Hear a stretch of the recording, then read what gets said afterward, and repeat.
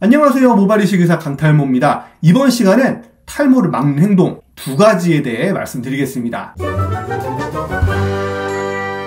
첫째, 탈모약 꾸준히 쓰셔야 합니다. 굉장히 쉬운 말이다 라고 생각을 하지만 탈모인 여러분들이 가장 안 지키는 행동 중에 하나입니다. 예를 들어서 바르는 미녹시딜만 해도 10명 중 9명 정도가 사용하다가 중단한다고 하는데요. 그 이유가 뭔 줄 아세요? 바로 귀찮아서입니다. 먹는 약은 그나마 사용이 편해서 잘 복용하시지만 까먹어서, 불편해서, 성기능이 저하될까봐 등등의 여러 이유를 들어서 복용 중에 중단하는 경우도 비일비재해요. 특히 가장 안타까운 경우는 비싸게 모발이식을 해놓고 약을 안 드셔서 기존 모발이 연모화돼가지고 수술 결과가 좋지 못한 분들입니다. 탈모는 진행하는 병이기 때문에 약을 먹지 않으면 기존 모발들이 빠지거나 얇아져서 아무리 모발이식 잘 해놓아도 생각하는 결과가 안 나올 수 있어요. 그럼 이식한 의사나 이식받은 환자분이나 서로 마음이 상하는 일이 벌어지기도 합니다. 그런 분들에게 리터치한다고 좋아질까요? 같은 행동이 반복될 확률이 높기 때문에 밑 빠진 독에 물 붓기가 될 수 있습니다. 그럼 어떻게 해야 할까요? 하루 한 번 먹는 약이라면 시간을 정해놓거나 알람을 맞춥니다.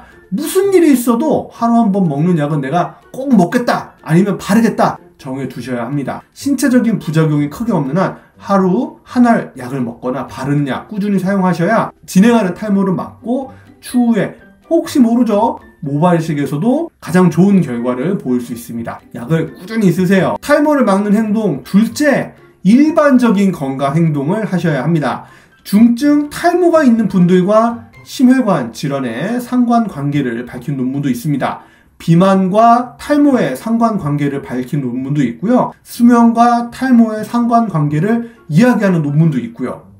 다양한 병들과 탈모가 연관되는 걸 보면 병들이 탈모를 만드는 건가? 라고 생각할 수 있지만 그것보다 근원적으로 건강을 해치는 행동들이 탈모를 일으킬 수 있다고 생각을 합니다. 예를 들어서 지속적으로 스트레스를 받으면 머리카락이 빠집니다. 신체적으로, 정신적으로 큰 스트레스인 이혼, 사별, 실직, 출산 후에 탈모가 많은 건 어찌 보면 지극히 당연한 현상입니다. 다이어트를 극심하게 하는 것도 머리카락 건강에 악영향을 주죠. 머리카락, 특히 모낭도 먹고 살아야 하는데 그 공급을 막아버리면 에이 나 몰라 하고 일을 하지 않습니다. 결과적으로 머리카락이 빠지죠. 심혈관 질환, 비만, 스트레스, 다이어트, 수면, 제가 말하지 않은 것들 중에도 분명히 탈모에 영향을 주는 요소들이 있을 겁니다. 다른 예를 더 들지 않더라도 건강 행동은 눈에 보이진 않지만 탈모를 막는 데 도움을 줍니다. 적절한 체중 유지하고 스트레스를 줄이세요. 극심한 다이어트보다는 적당히 다이어트하면서 운동을 하시고 양질의 식사를 꼭 하셔야 합니다. 정해진 수면 시간을 꼭 지키셔서 신체의 리듬을 유지하십시오. 이런 모든 행동들이 결과적으로 탈모를 막는 행동입니다. 탈모를 막는 특별한 비책은 없어요. 진행하는 탈모를 막아주는 획기적인 방법이 있는 것도 아니고 그 정도를 조금 줄이느냐, 속도를 늦추느냐 이 차이일 뿐입니다.